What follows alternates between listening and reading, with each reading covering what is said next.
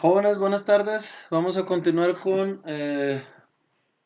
nuestra clase. La clase pasada estuvimos viendo algunos de los personajes que marcaron la historia de la medicina, como Paracelso, que fue el de los medicamentos, el primer farmacéutico, Galeno y sus 300 escritos, Hipócrates, el padre de la medicina occidental, Avicena, el padre de la medicina oriental, el yoga, todas estas cuestiones que estuvimos viendo la clase pasada, ¿de acuerdo? Este, la medicina tradicional china, hindú, etcétera. Ahora vamos a continuar con la tarea que vimos, que un poquito íbamos a hablar de las diferentes edades y épocas de la medicina. Bueno, ya de la medicina ya científica, ¿verdad? Ya que se acerca más a la de nuestros tiempos. Bueno, en un primer momento existía algo que se llama la mentalidad anatomoclínica. Recuerden que hablamos que la anatomía es una ciencia puramente descriptiva, ¿de acuerdo? Y la clínica ya es para tratamiento. ¿Qué quiere decir? Que en esta mentalidad se tomaba como base cómo se veía un cuerpo para ver qué era lo normal y después ser tratado, ¿verdad? Porque decías, bueno, esto es anormal, esto está mal, esto causa enfermedad, etcétera, etcétera. Esto se lo debemos a Giovanni Battista Morgani en 1761, que hizo un tratado donde localizaba las causas de las enfermedades anatómicamente, ¿sí? Es decir, veía anatómicamente que esto está inflamado, esto no está bien, o esto es más pequeño, etcétera, ¿sí? En este periodo de la medicina se comienza con la observación, ¿sí? Y se tienen más presentes las alteraciones o lesiones anatómicas, ¿sí? Eso es lo que estamos buscando. ¿Qué lesión hay? Eh, ¿Qué alteración hay? Obviamente se veía cosas microscópicas, pues no se podían ver, ¿verdad? ¿Sí? La relación entre la observación clínica y las lesiones anatómicas hizo posible un nuevo tipo de diagnóstico. Es decir, a ver, pues si nosotros lo comparamos con la mayoría de la gente y esto está normal, pues esto quiere decir que puede ser estar causando una enfermedad. Este es Giovanni Battista, médico y anatomista italiano, ¿sí? Dice que los órganos son el sitio donde se dan las enfermedades. Esa fue como su conclusión de sus trabajos. Y dieron origen a la autopsia moderna, ¿sí?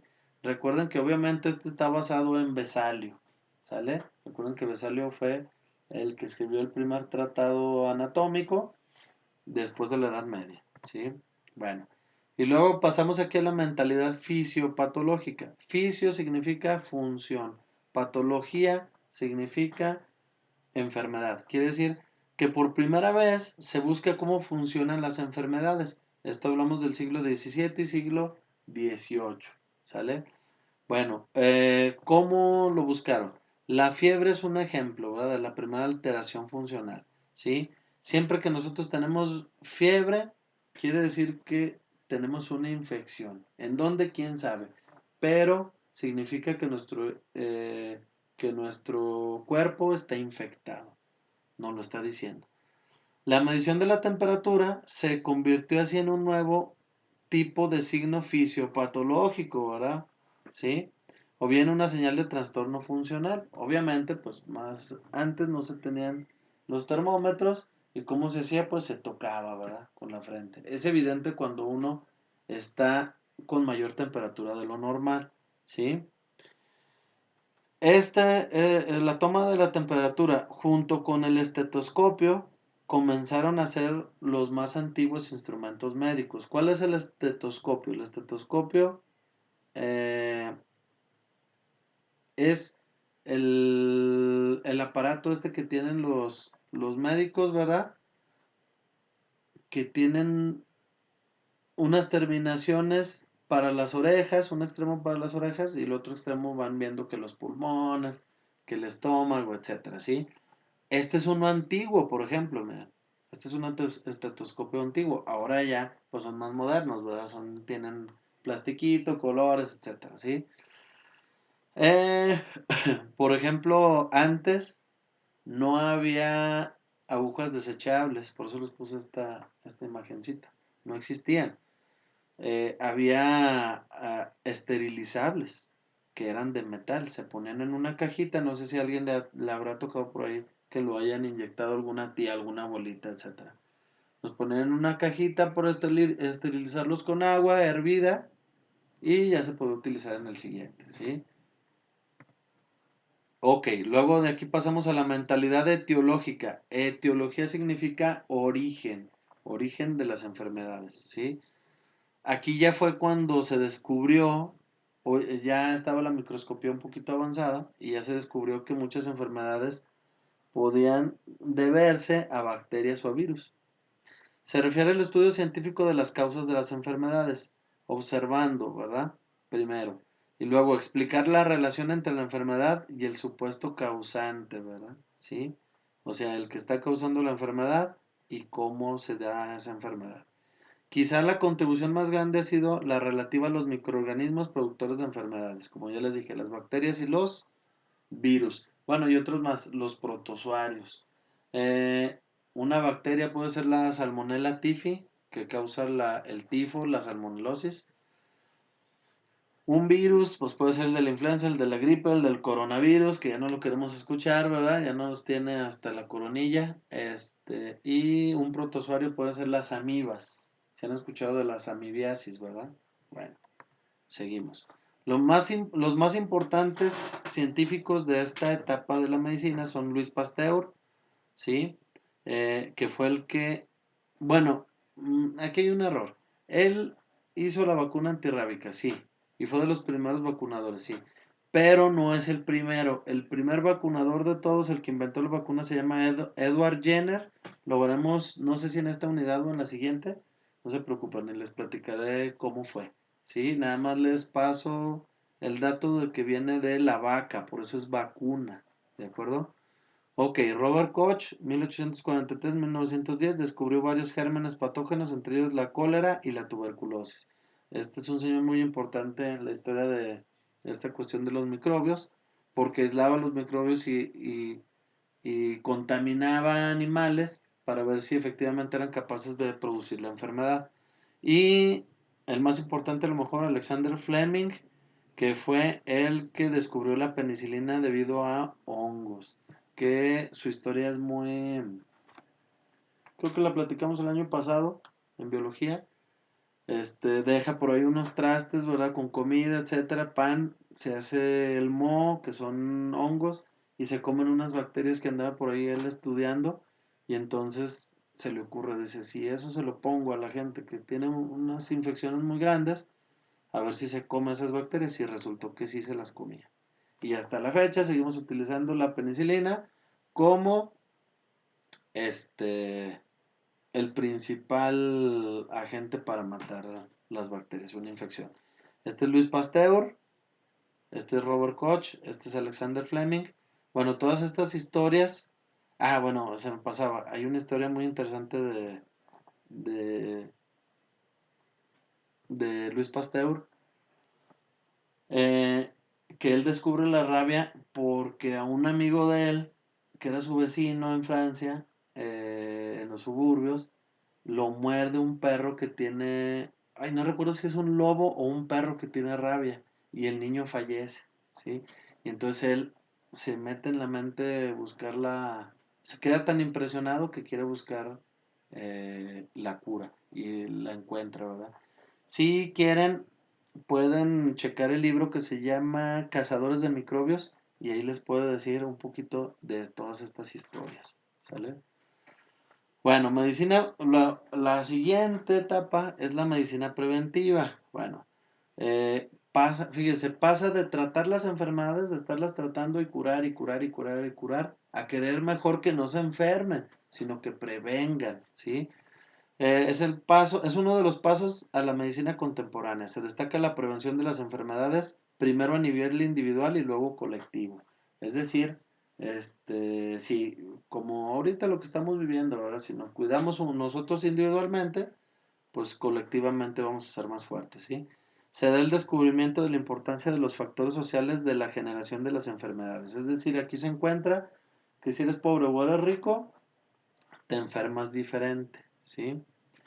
Y encontramos que la higiene pública, es decir, la limpieza, es fundamental para la erradicación de las enfermedades. Y aquí surgen ahora sí las campañas de vacunación, ¿sí? Sabemos que hay vacunas para niños, hay vacunas para gente ya grande y hay vacunas para adolescentes y para adultos, ¿de acuerdo? Ok, bueno, aquí pasamos un poquito más adelante, vemos, se enlaza un poquito con lo que les acabo de decir, que surge el asunto de analizar socialmente la medicina, porque se empieza a encontrar que la gente enfermamos de acuerdo al dinero que tenemos.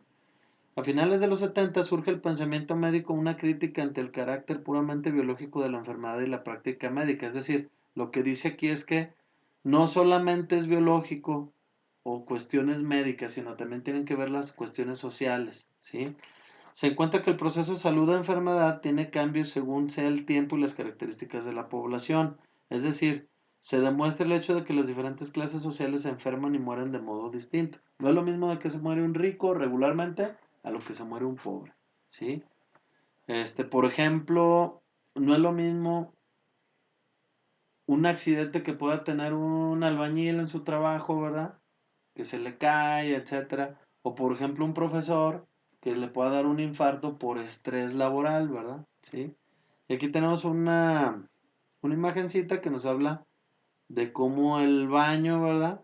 Es esencial para uno estar saludable. Bueno, la higiene en general, ¿sí?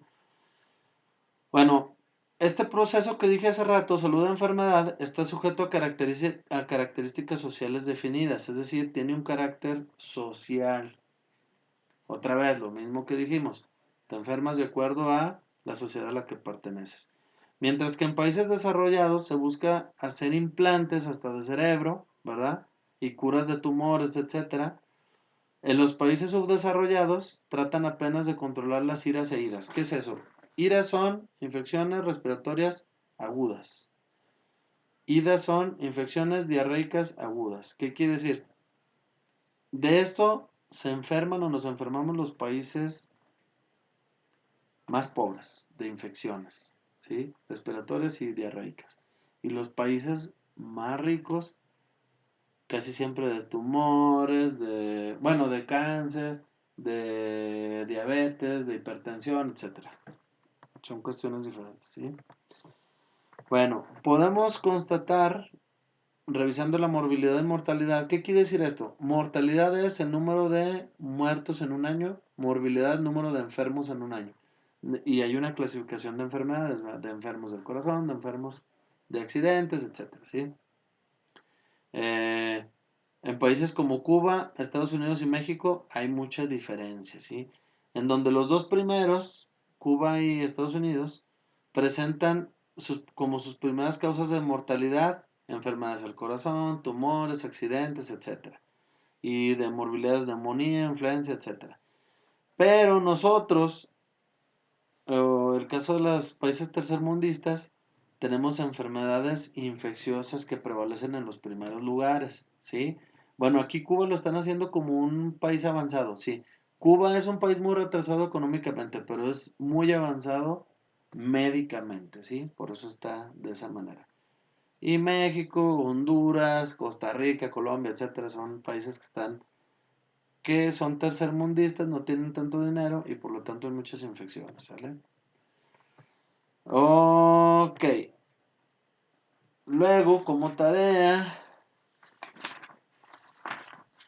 a ver, permítanme un minutito.